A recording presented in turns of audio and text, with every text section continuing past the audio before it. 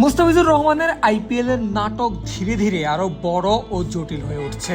বাংলাদেশে আইপিএল এর সম্প্রচার বন্ধের সিদ্ধান্ত এসেছে।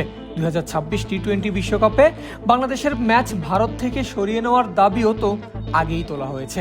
দুই দেশের কূটনৈতিক টানাপোড়েনে ক্রিকেট এখন আলোচনার কেন্দ্রে। এসবের মাঝেই সবচেয়ে বড় একটা প্রশ্ন, কোনো ভুল ছাড়াই যাকে বাদ দেওয়া হলো সেই মুস্তাফিজ কি তার নিলামের অর্থ পাবেন?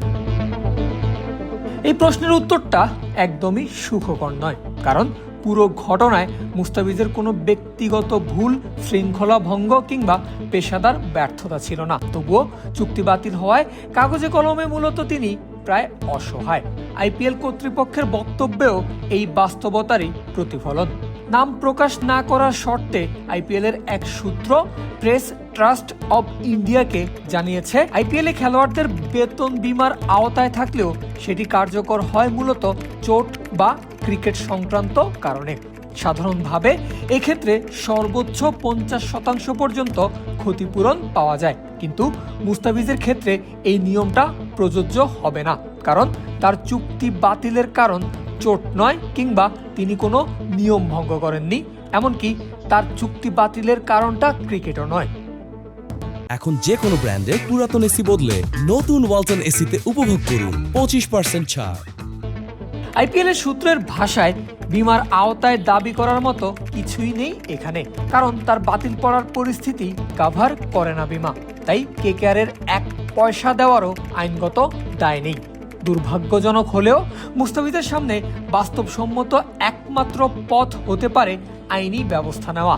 তবে আইপিএল মূলত ভারতীয় আইনের অধীন, আর কোনো বিদেশি ক্রিকেটার সাধারণত এ ধরনের আইনি ঝামেলায় যেতে চান না বা কোর্ট অব আরবিট্রেশন ফর স্পোর্টসের দ্বারস্থ হতে আগ্রহী হন না। তার উপর বাংলাদেশ ভারতের বর্তমান রাজনৈতিক অনিশ্চয়তা পরিস্থিতিকে আরো বেশি জটিল করে তুলেছে। আজ যা বাস্তবতা, কাল তা বদলেও যেতে পারে।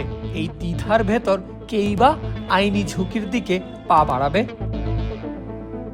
সব মিলিয়ে 9 কোটি 20 লক্ষ রুপিতে বিক্রি হওয়া একজন ক্রিকেটার কোনো অপরাধ বা ব্যর্থতা ছাড়াই কার্যত খালি হাতেই আইপিএল অধ্যায় শেষ করতে চলেছেন। তবে মাঠের বাইরে এত কাণ্ড, এত বড় পরিমাণ আর্থিক ক্ষতির সামনে যিনি দাঁড়িয়ে, সেই মুস্তাফিজ আসলে কি ভাবছেন? বাদ দিলে আর কি করার, এই এক লাইনের উত্তরটা কদিন আগেই দিয়ে দিয়েছেন কাটার মাস্টার। আর আসলেই যে তার এসব নিয়ে থোড়াই কেয়ার, সেই প্রমাণটাও তো মিলেছে মঙ্গলবার রাতেই। তিনি শুধু মাঠে নামেন, নিজের সেরা কাজটা করেন এবং খেলা শেষ করে টিম বাসে বসে বসে প্রিয় গান শুনে সতীর্থদের সঙ্গে চিল করেন।